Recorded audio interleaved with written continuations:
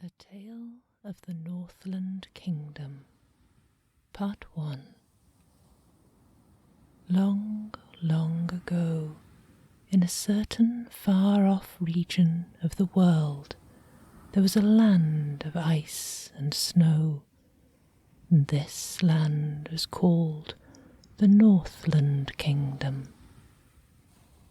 There each year the ice broke on the rivers and flowed out to the sea, and the snow melted in the valleys. Then corn and rye and other good grains would grow.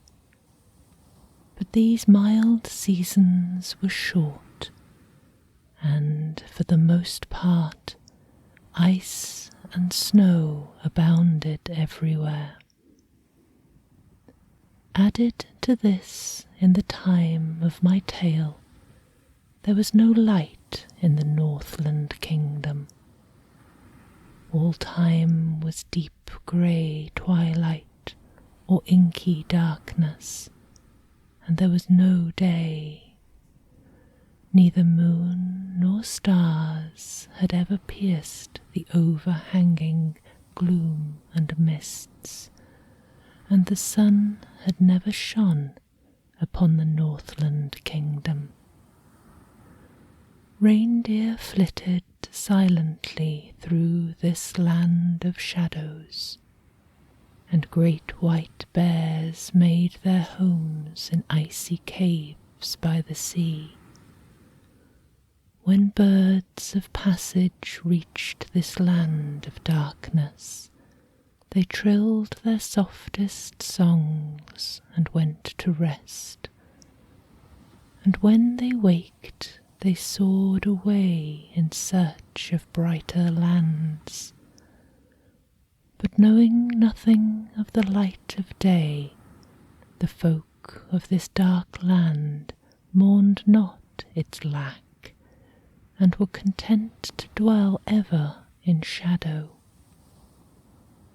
1,000 silver lamps and myriads of waxen tapers gleamed always in the palace of the king, and in the fields the workers sowed and reaped by light of flaming torches. The herders built great fires on the hillsides, and in their light and warmth tended their flocks.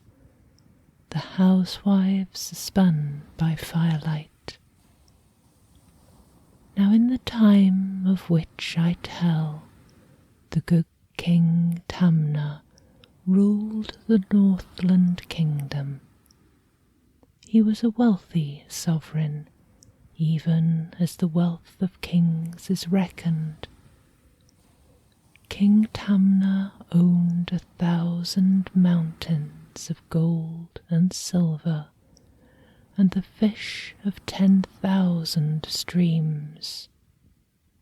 Herds of reindeer and caribou beyond all counting were also his, as well as the forests and plains over which they roamed. Beside all this, King Tamna was sovereign lord of 100 princes of the Northland Kingdom. These 100 princes paid King Tamna tribute. That is to say, they brought him yearly certain portions of their flocks and herds, and of their grain and gold, and of all that was theirs, for such was the law of the Northland Kingdom. Now good King Tamna had a daughter, Maiden Matanuska, Princess of the Silver Birches. She was so called because her marriage portion was a forest of silver birch that lay between 2 swift-flowing streams and reached from sea to sea. Some folk thought that Maiden Matanuska was part wood sprite, for in spite of dark and shadows, she would roam for hours in the paths and lanes among the birches, and was not afraid. The Maiden Matanuska understood the language of the trees, and learned from them just when the ice and snow would melt. The silver foxes that roamed this forest were her pets.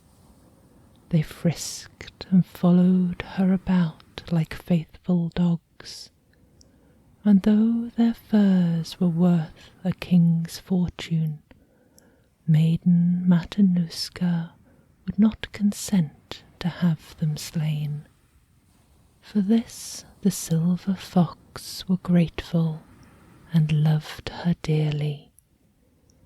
They taught her secrets never known before by men, and from their wisdom Maiden Matanuska learned to tell when icy winds would blow and snow begin to fall, and when the grain would grow again. Maiden Matanuska understood the songs of birds as well, and when the birds of passage sang of other lands where there was light of day, she listened eagerly. But when she begged these birds to sing her more, they answered her with sleepy chirps, for birds would not sing long in that dark land. It was from these sweet songs the birds of passage sang that Maiden Matanuska came to know that there was such a thing as light of day. The more she heard, the more she longed to see this marvel. While she wandered in her birchen forest, she would dream bright dreams of other lands, she knew not where, lands where ice and snow were not, but where gay flowers bloomed instead, and there was day as well as night. "Oh, my father," she said with a sigh, "how pleasant our land would be if all the shadows and the gloom departed for a time, and we had light of day as well as night." "Ah, yes, my daughter," said King Tamna with an answering sigh, "but how to brighten this dark land I know not. For your sake I would that I could, but for myself I care not. Now I am growing old, and soon must journey all alone to lands where light or darkness matters not." "Oh, my father, speak not of that time," cried Maiden Matanuska, bursting into tears. She loved her father tenderly, and knew he spoke of the time when he must die. "For if you were not here with me, neither light nor darkness would matter to me, and I should be desolate and lonely." "Then speak no more of your longing for light," replied the king. "It grieves me that I cannot give you what you most desire, but before I have departed from this life, I hope to see you wedded to some brave prince who will love you and protect you in my place."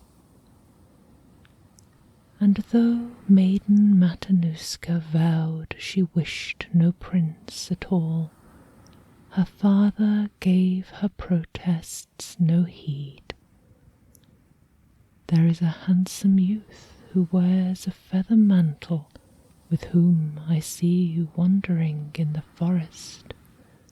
Who is he? King Tamna asked. He is Prince Kenay of the Burning Mountain, said the maiden.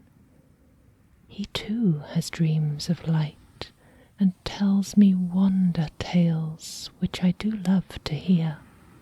Prince Kenay is the poorest prince in all the Northland Kingdom, said the king. But if his wonder tales please you, I shall say nothing.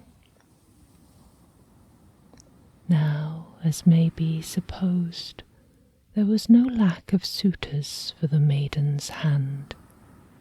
Indeed, these 100 princes of the Northland Kingdom each longed to marry her. She was the fairest maiden in the land, and moreover she was as lovely of mind and manner as she was fair of face. There came at last a certain night when good King Tamna sat in state to greet his tribute-bearing princes, and maiden Matanuska sat beside her father. In robes of purple velvet, bordered deep with ermine and thickly sewn with threads of beaten gold, with golden crown and sceptre too, King Tamna looked a very king of kings, a monarch of great state and dignity. The maiden Matanuska, robed in shimmering gossamer white, her golden hair that fell about her like a cloak, crowned with a wreath of leaves, and in her hand a holy branch, looked like some angel newly come from paradise. She seemed some lovely maiden in a dream, who would perhaps take flight and float away in the encircling gloom and mists. These 100 princes knelt before the throne and begged the lovely maiden's hand in marriage. At this the king was troubled, for clearly maiden Matanuska could not wed them all, and how to choose among them he knew not. At last the royal councillors advised him in the following way. Now, since these 100 youths be princes all, and therefore suitors in rank to wed your daughter, let maiden Matanuska for herself decide which one she'll wed. When this was told, the maiden Matanuska sat some time in thought, and then she spoke.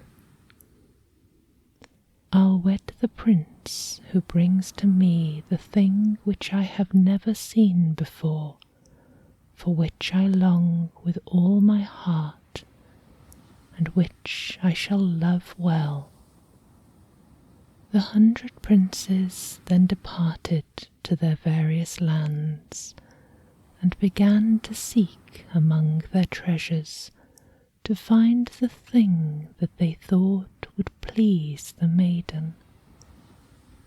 Some princes brought her toys of ivory, wrought in wondrous ways, and some brought robes of doeskin, soft as satin, white as milk, embroidered all in beads of many colours.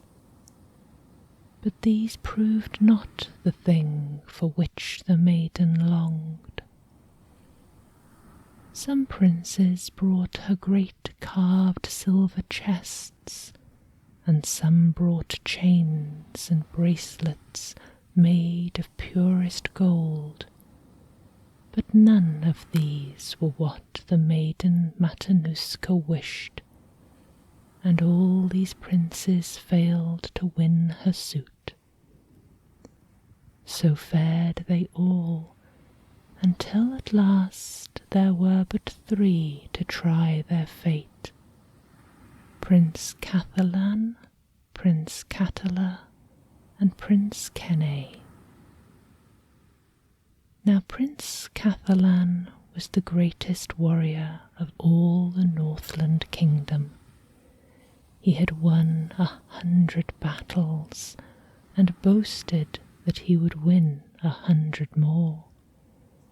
He gloried in his warlike fame, and doubted not that maiden Matanuska would favour him above all others.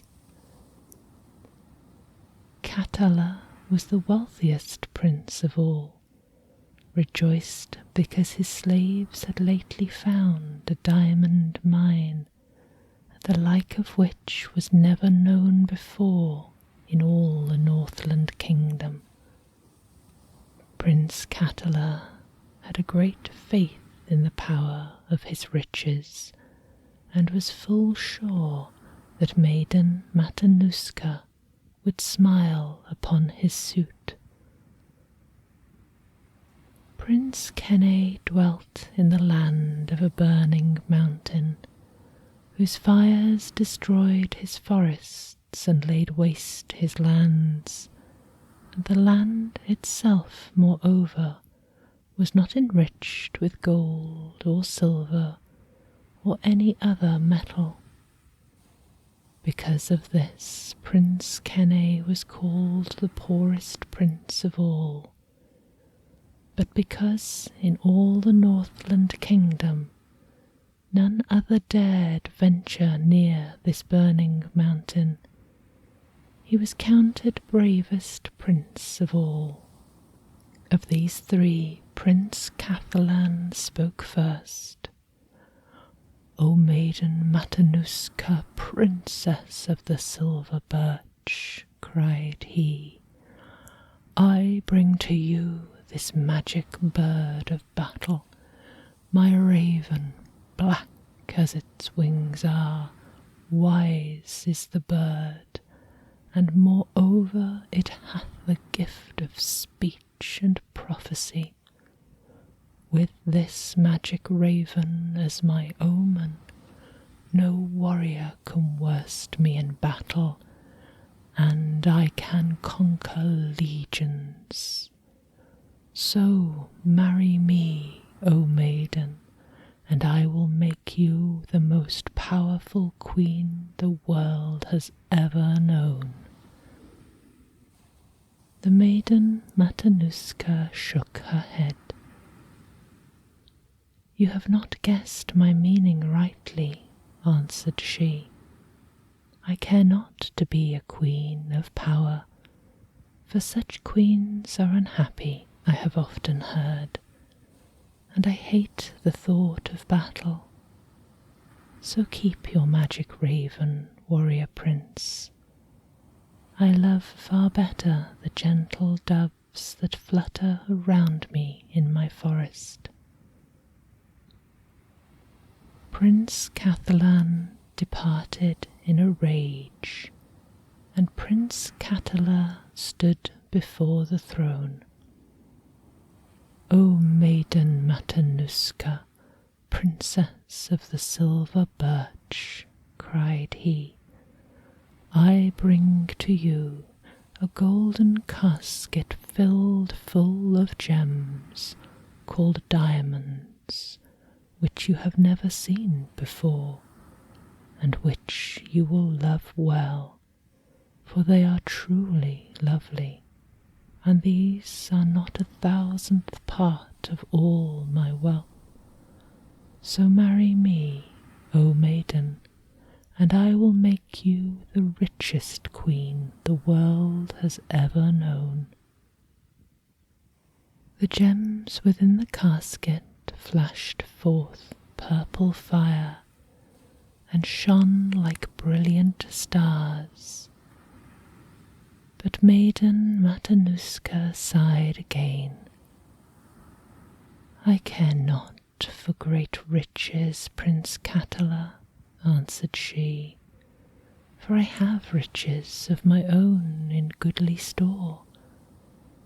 As for thy diamonds, though they be truly lovely, as you say, I should as soon love the icicles that cluster around my casement in the storm.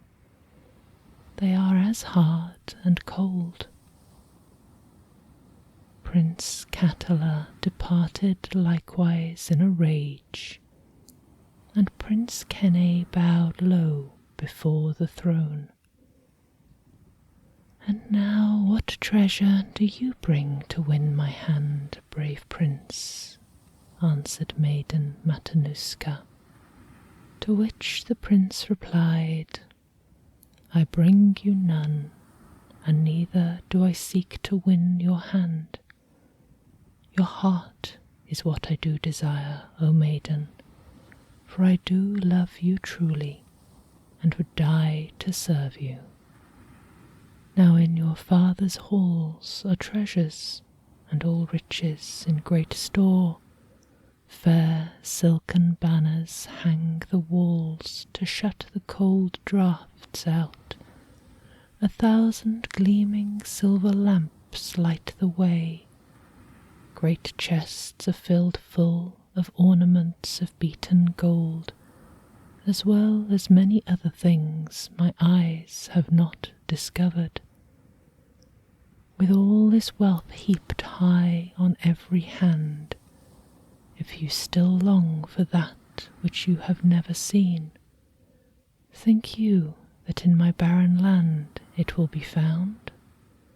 In my land so poor that even crows forsake it?" "Well said, brave prince," the king replied, "and if you have not treasures such as men hold dear, you have indeed a noble gift of speech. But even so, some gift or token you must surely bring, or otherwise you had not come at all, but stayed within your barren land. Come, tell us what it is." "I bring no treasure save the treasure of a wonder tale which you will hear," said Prince Kenny, and then began to tell. "Within my land, as well you know, there lies a burning mountain from which men flee in fear, but which I love. Now, when my mountain has burst forth in flames, and tongues of fire that reach to heaven light the sky of all the world, I have seen wondrous things. I have seen other lands far distant, where ice and snow are not, but where the green grass clothes the hills and plains, where poppies shaped like golden chalices grow thick, and birds sing hour after hour. And in these pleasant lands of which I tell, there is a time of light as well as dark. That time of light lasts many hours long, and is called day." "Then tell me this, Prince Kenny," cried the king. "How comes this light of day to other lands? It comes not to this dreary realm of ours, where it would be most welcome." "I'll tell you that," replied the prince. There is a wondrous traveller called the sun, who high up in the clouds does journey ceaselessly about the world. He has great power over night, and causes darkness to break forth in light wherever he does turn his face toward any land. And now farewell, good king and maiden Matanuska, whom I love.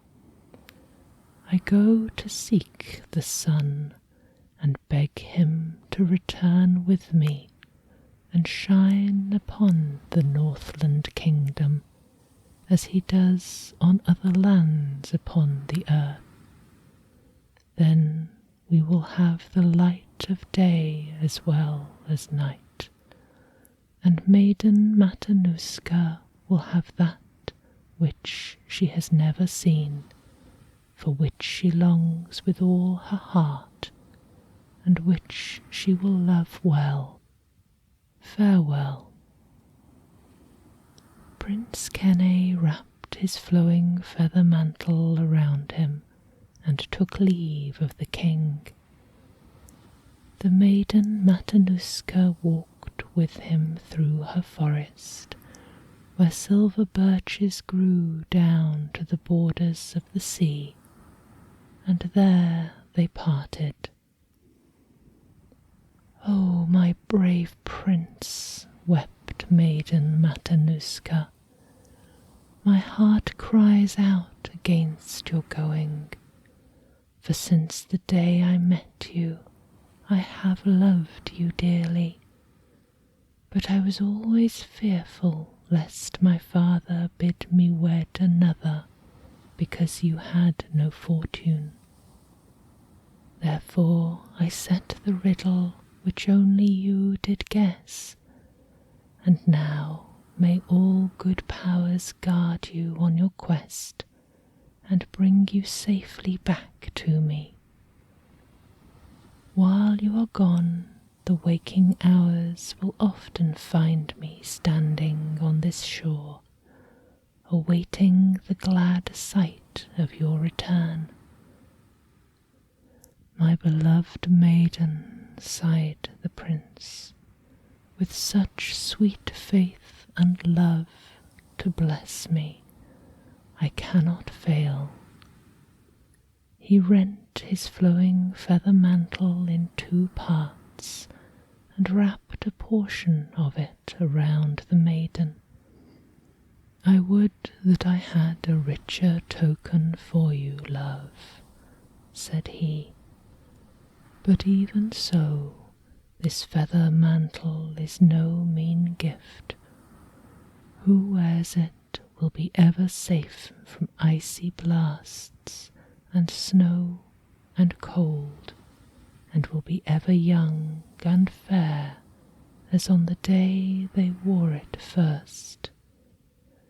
Now kiss me in farewell, and promise me that when I do return and bring the sun, you'll marry me."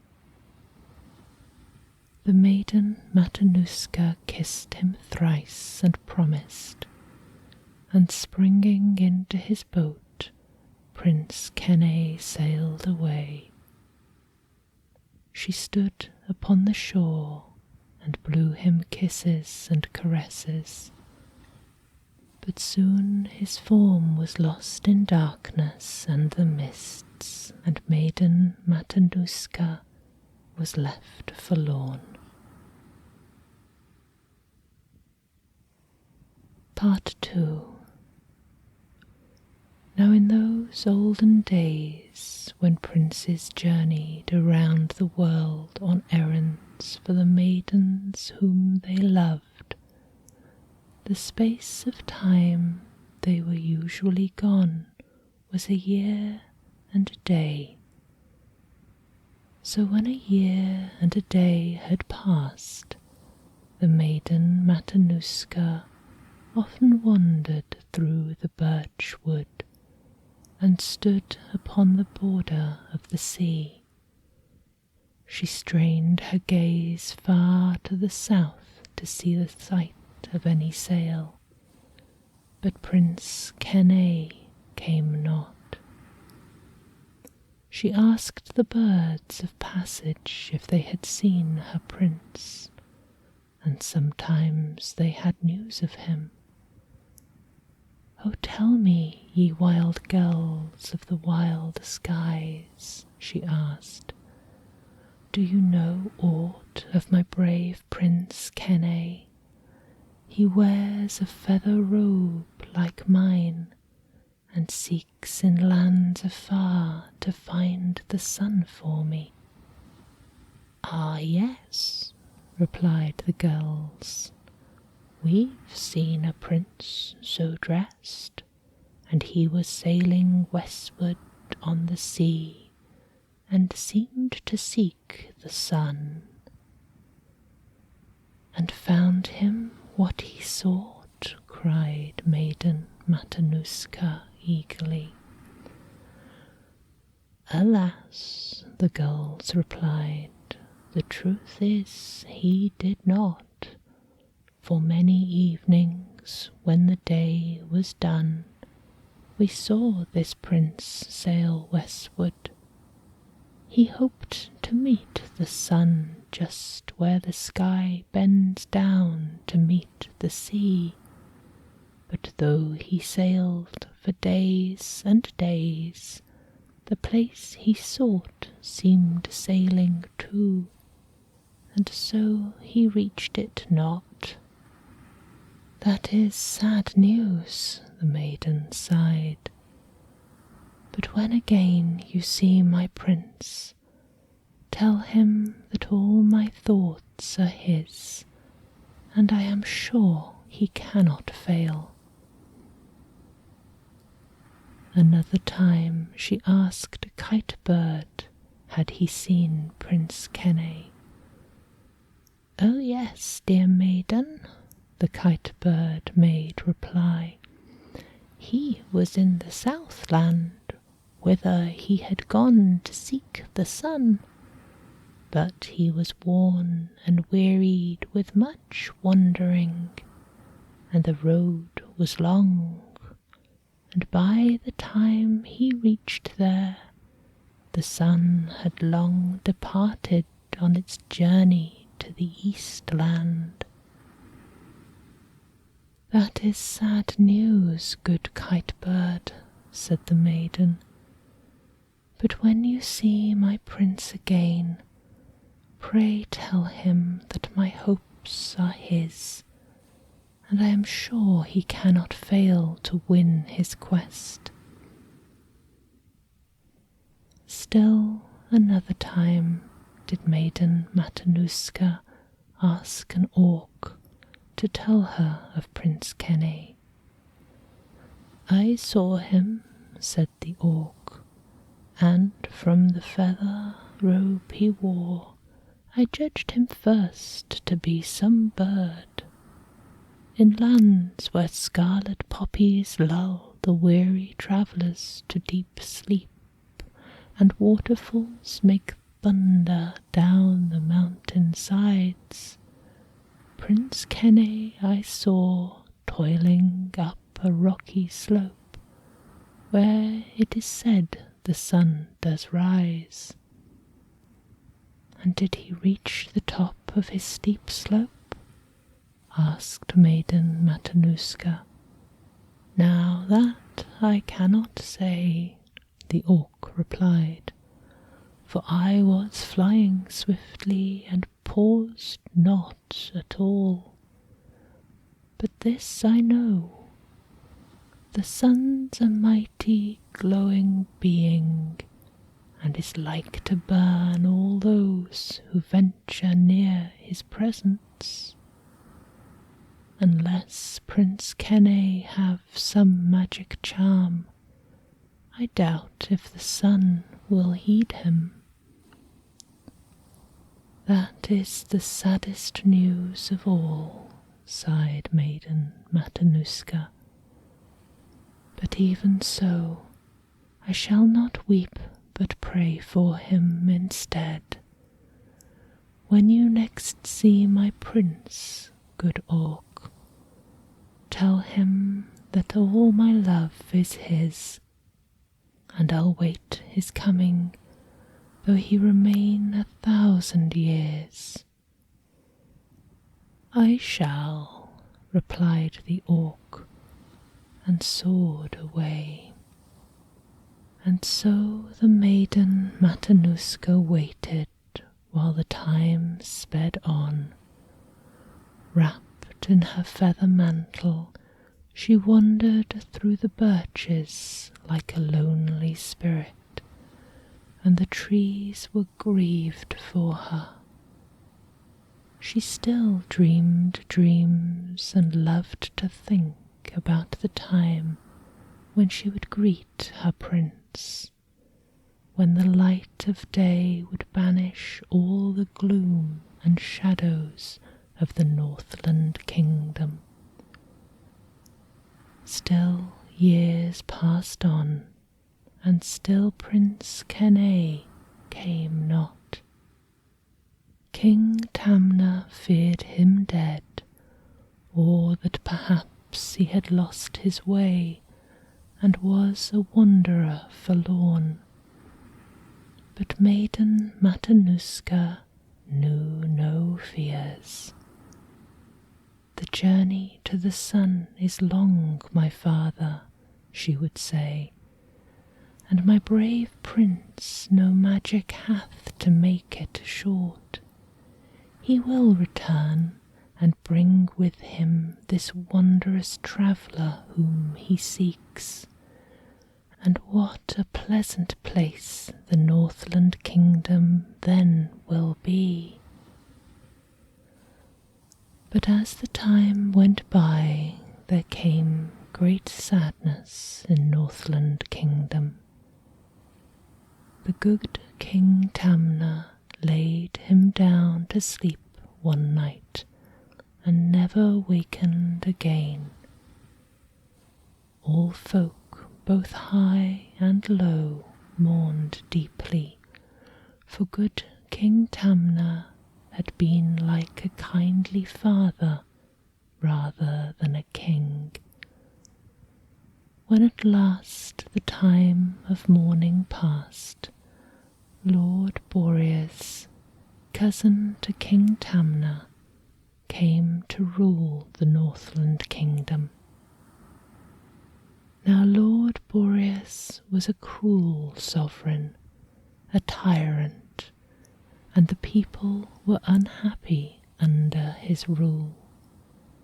He made harsh laws, and if these laws were not obeyed, he punished with severity. Lord Boreas, it was whispered, had an evil power over the icy winds and rivers in the Northland Kingdom, and few dared resist his will. His anger, it was said, had caused many a village to be blown into the sea, and noble cities to be flooded with a rush of waters. But while the rule of this harsh king fell hard on all alike, on maiden Matanuska it fell hardest. Lord Boreas was her guardian. He scorned the simple customs of the good King Tamna, and straightway ordered all things to his liking, and he planned to fell the maiden Matanuska's forest and build a city in its place. However, my sweet cousin, said Lord Boreas, I'll wait until the next mild season is at hand. Then, when the silver foxes come from their winter's sleep, my hunters shall lay traps for them and slay them every one. Their skins will sell for gold, and for your marriage portion you shall have a noble city and 10,000 chests of gold, and I myself will marry you and make you queen." Though Maiden Matanuska's heart was sad, and she wept bitter tears for her loved trees and pets, she made no protest at her cousin's words. She feared his wrath, and so she bowed her head submissively. But when the palace slept and all was still, wrapped in her feather mantle, she stole softly out. Down through the shadowy lanes and misty aisles among the silver birches she sped, until she reached the border of the sea. Then through the gloom she peered to see the sight of any sail, but no sail she saw. "Oh, my beloved prince," she wept, "I fear that when you come 'twill be too late. For rather than wed my cruel cousin, I'll fling myself into the sea and die."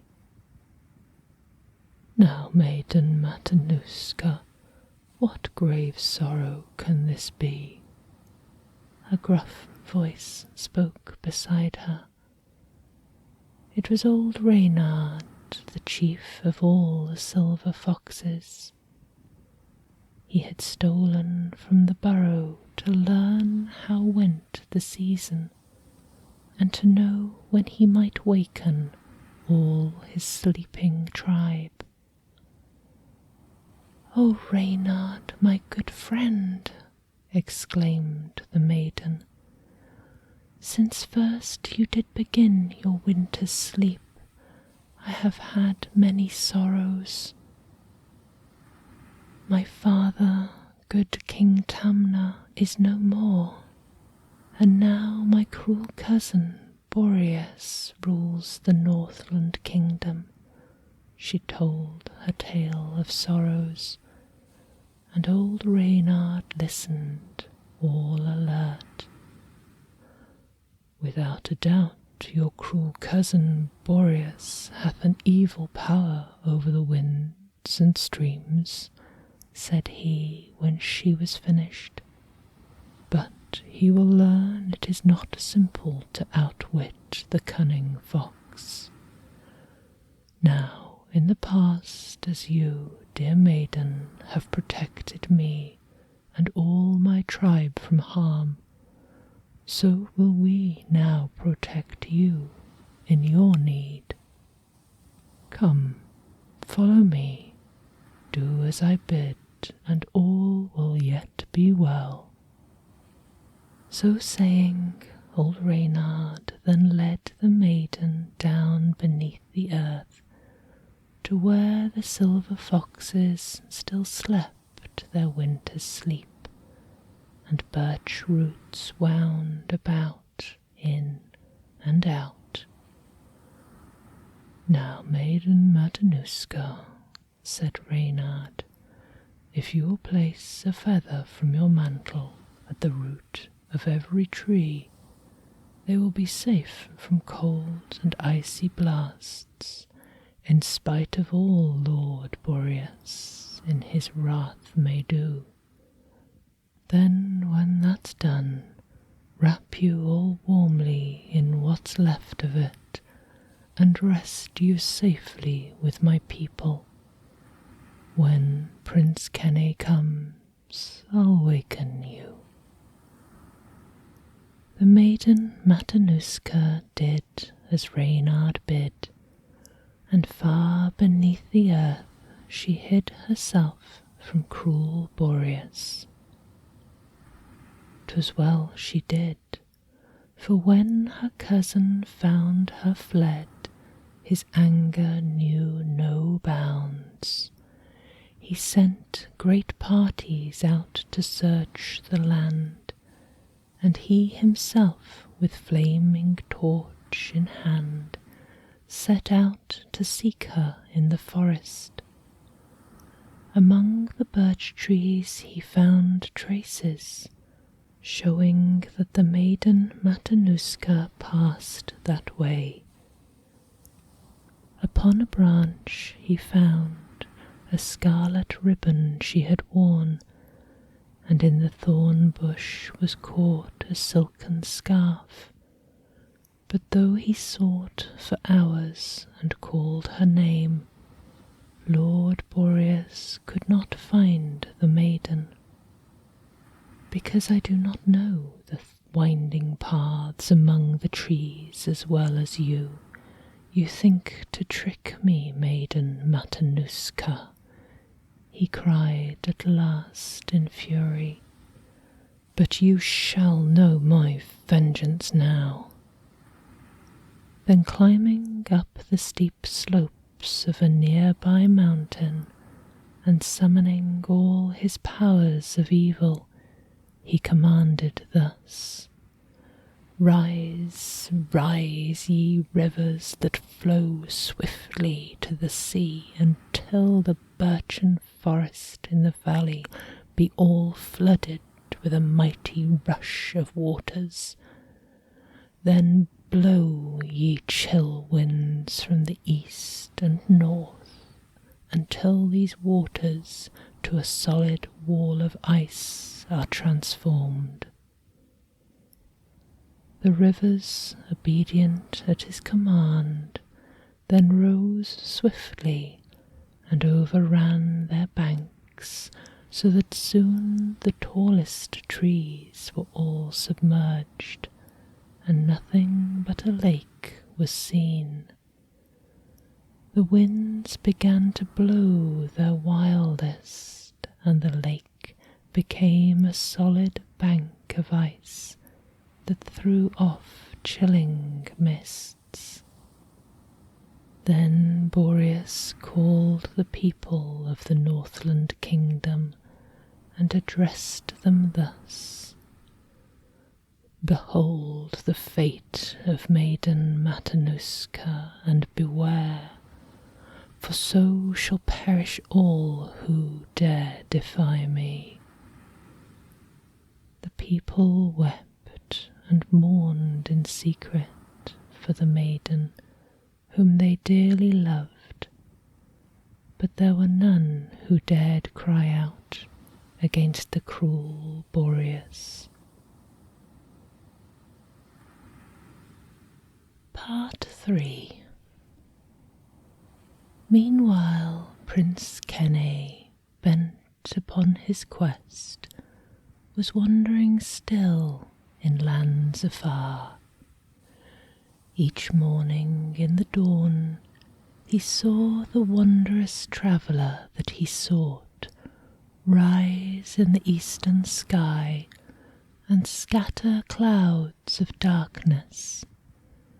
And each evening when the day was done, he saw the wondrous traveller set far in the west and take with him the day.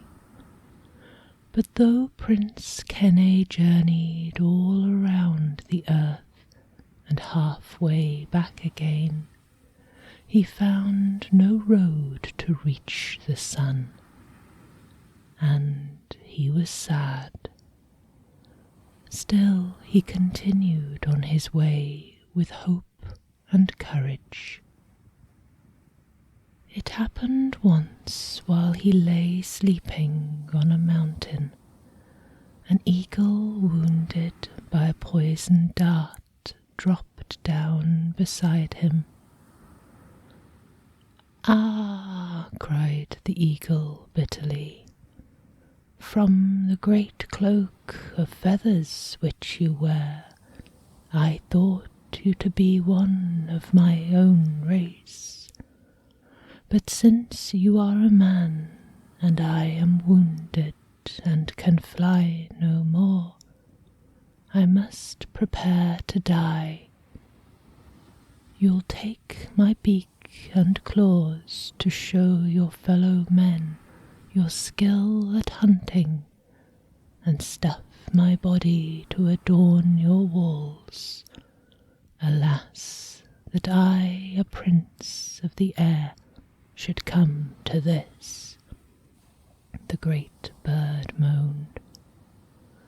Fear not that I shall take your life, good Prince Eagle, said Prince Kenay, for though I am not of your race, I am a prince of earth, and to my mind all princes, whether of air or earth, should be as brothers.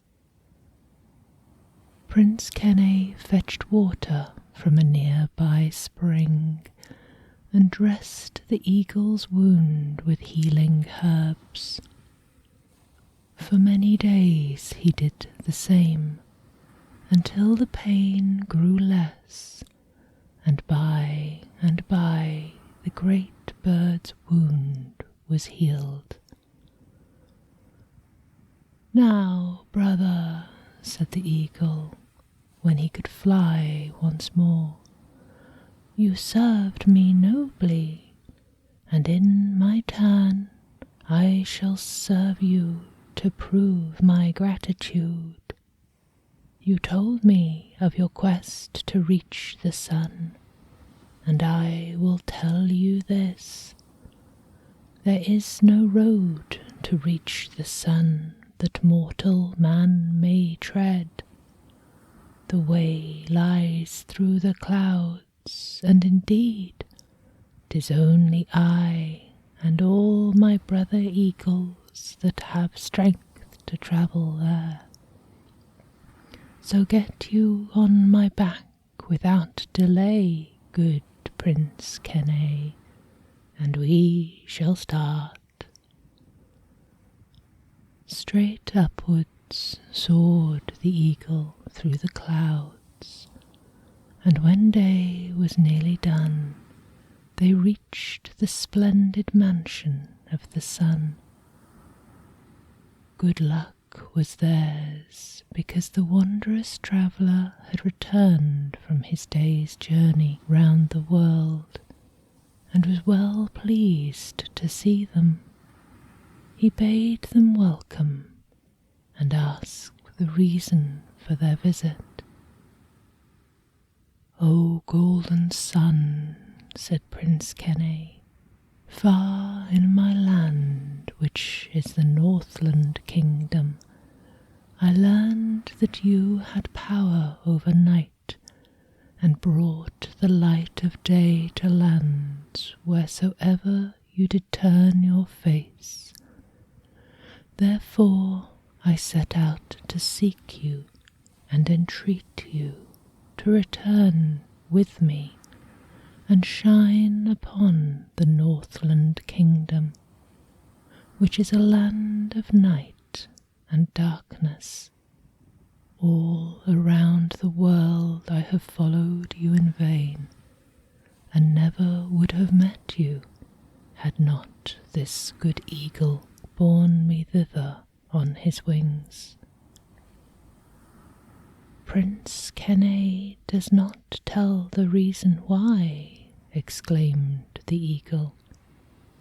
"He saved my life when it was in his power to slay me, and therefore I have brought him hither, as was his wish."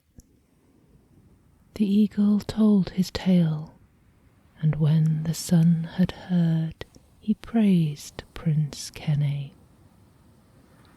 "Now let's see," the sun declared, "the mighty power of a kindly deed.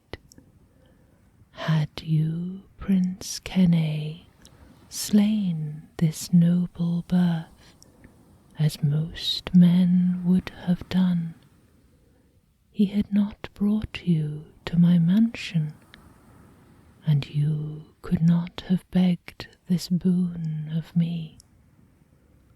For your reward, I will go with you. Tomorrow morning, when I rise, we'll start for this dark land, and thou, my eagle, bear Prince Kenay on thy wings, that he may all the faster lead the way. For many days these three companions journeyed on through soft white clouds and summer skies, until thick, gloomy mists came into view. The wind blew chill as though from fields of ice and snow, and the dull skies were leaden grey.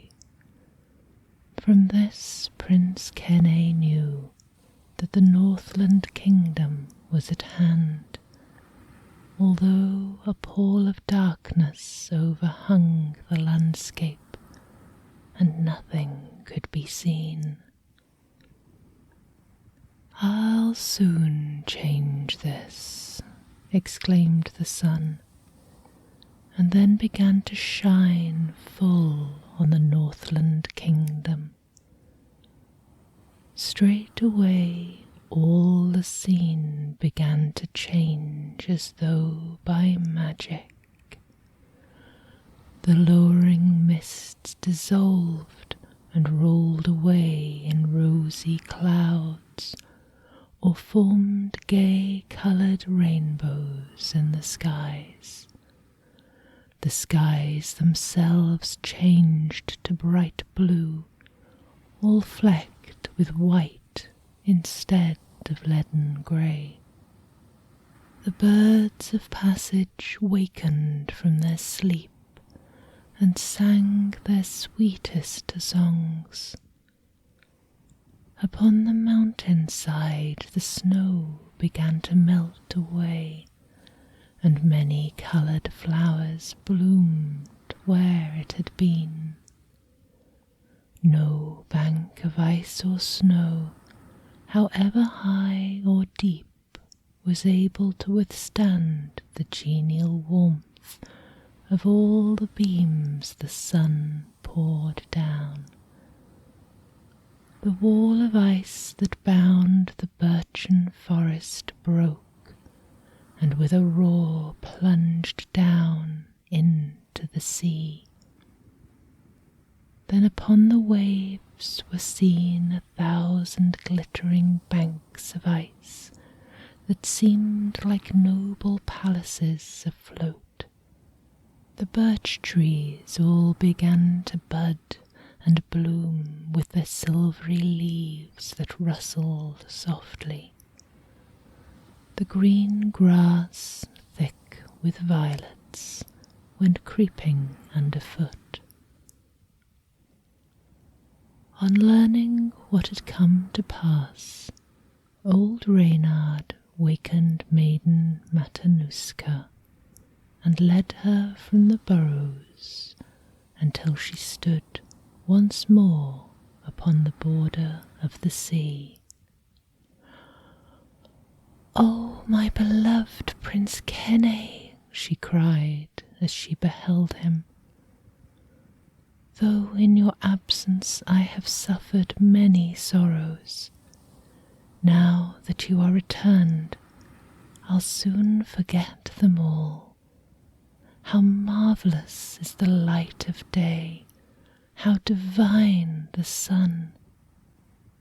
"And tell me, maiden," said Prince Kenay, "now that you see all around the light of day, dost love it still as well as in the dark old days when you did dream of it?" "Indeed, I find the light which you bring me more lovely than my wildest dreams," she answered. "To see the smiling skies, the blue sea all a-sparkle with great glittering banks of ice, the green grass thick with flowers everywhere, and over all the sun shine down in wealth of golden beams. I knew not how to dream a dream so fair. And next to thee, my prince, I love the light of day above all else. Here they heard shouts of cheer and praise, and soon a great multitude of folk went running through the forest. A miracle 'tis, cried they, that Maiden Matanuska is alive. And then, in deep amazement, they listened to the tales that the Maiden Matanuska and Prince Kenny told.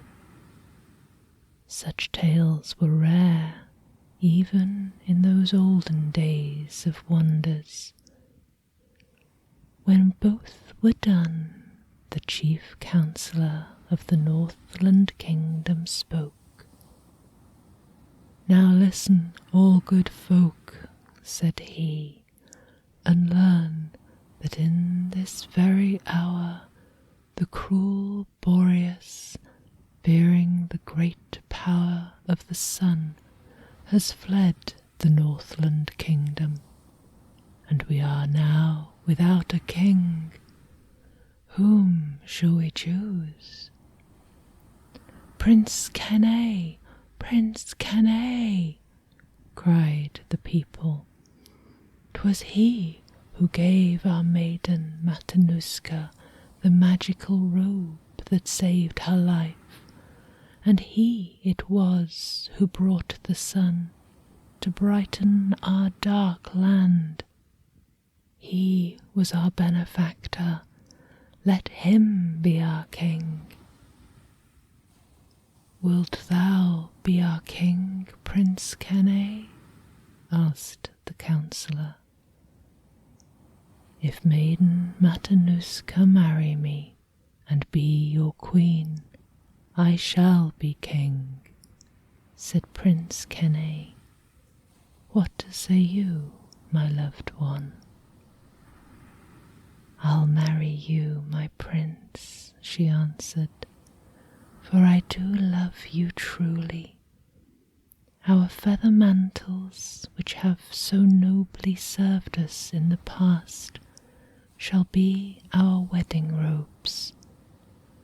The birds are royal choristers, the birches tall are stately chapel walls, and the blue sky above all, glowing with the golden sun, shall be our ceiling. Your good eagle and my good Reynard shall stand beside us, and let all folk, both high and low, be bidden to our feast, to wish us joy and happiness. All things were done as Maiden Matanuska ordered, and they were married on that very day. A royal feast was made, and sports and games were set. Indeed, there was a holiday that lasted 40 days. The sun was bidden to attend, and so well pleased was he that he stayed in the sky above the Northland Kingdom, and set not once till the 40 days had passed, and all that time was burning daylight. Then, when the holiday was done at last, the sun took leave. Farewell, all folk, and you, good king and queen, said he, and though night come when I have turned my face from you, fear not, for in the morning I will come again and bring of day, which thing he did. And from that time the Northland Kingdom was no more a land of darkness and of gloom. The overhanging mists returned no more, and when 'twas night, the moon and stars shone softly down. The sun his face turned towards their every day, and though his beams were pale and wan when he was in the Southland, he stayed each summer 40 days and nights and set not once, which custom he continues to this very day. Prince Kenai and Maiden Matanuska reigned for many years, and were beloved by all their subjects. Though scores of years passed, by virtue of their feather mantles, they were always young and fair as on the day they wore them first. Indeed, 'tis said they never died, though folk who dwell still in the Northland Kingdom differ as to what became of them.